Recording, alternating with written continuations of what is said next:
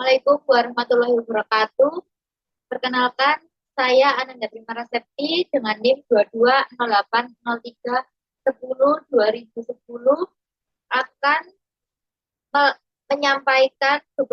menyampaikan materi tentang akuntansi transaksi pembiayaan mudharabah guna untuk menyelesaikan tugas UTS kelas kelas akuntansi perbankan syariah.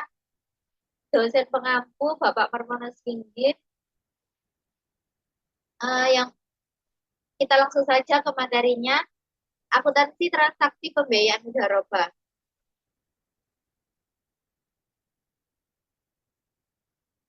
Definisinya apa sih pembiayaan mudharabah itu? Pembiayaan mudharabah adalah pembiayaan yang disalurkan oleh bank syariah kepada pihak lain untuk suatu usaha yang produktif.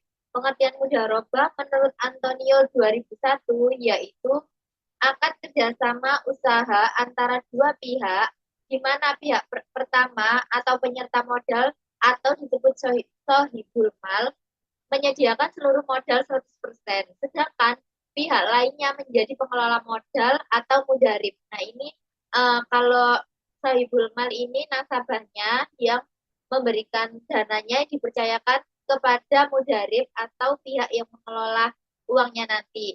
Nah, setelah kerjasama itu mereka akan melakukan bagi hasil dari kerjasama tersebut.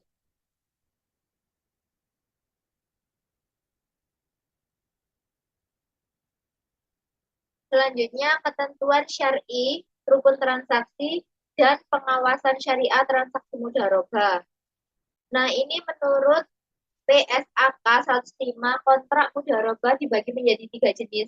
Yang pertama, mudharabah muqayyadah adalah bentuk kerjasama antar pemilik dana dan pengelola. Dengan kondisi pengelola dikenakan pembatasan oleh pemilik dana dalam hal tempat, cara, dan objek investasi.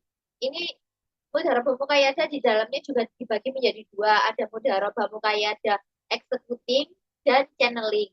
Yang kedua, mudharabah mutlaqah adalah bentuk kerjasama antara pemilik dana dan pengelola tanpa adanya pembatasan oleh pemilik dana dalam hal tempat, cara, dan objek investasi. Yang ketiga ada mudharabah musyarakah, adalah bentuk kerjasama yang pengelola dananya menyertakan modal atau dana dalam bentuk kerjasama investasi. Ini biasanya berupa saham, kayak reksadana, kayak pasar uang.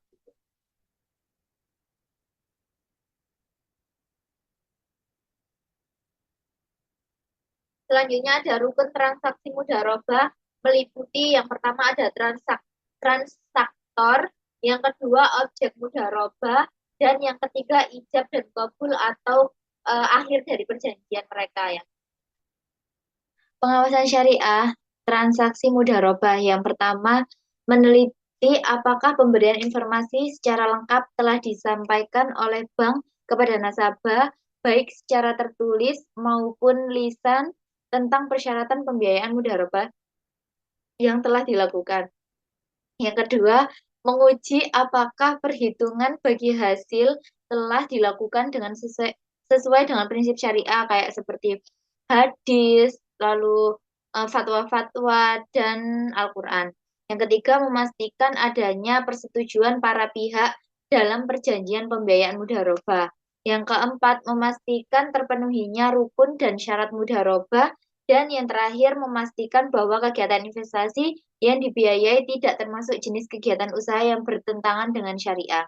Karena di poin ketiga kan sudah dijelaskan, di poin kedua menguji apakah perhitungan bagi dilakukan sesuai prinsip syariah. Jadi sebelum ke tahap kelima, tahap awal sampai tahap keempat itu sudah dipastikan menggunakan prinsip-prinsip syariah.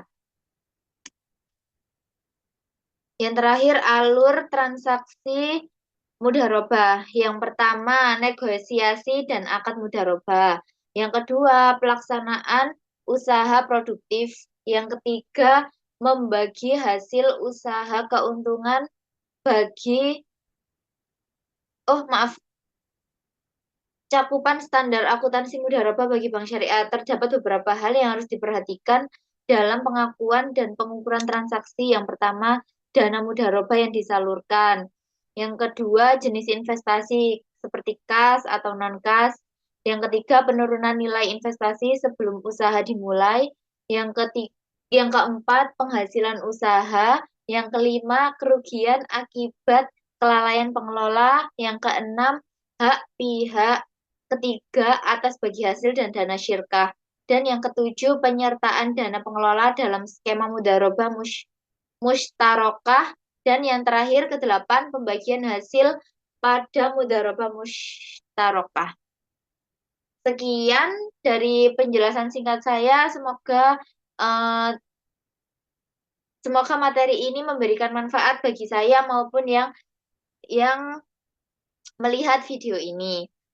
Terima kasih, mohon maaf bila ada kurang lebihnya. Wassalamualaikum warahmatullahi wabarakatuh.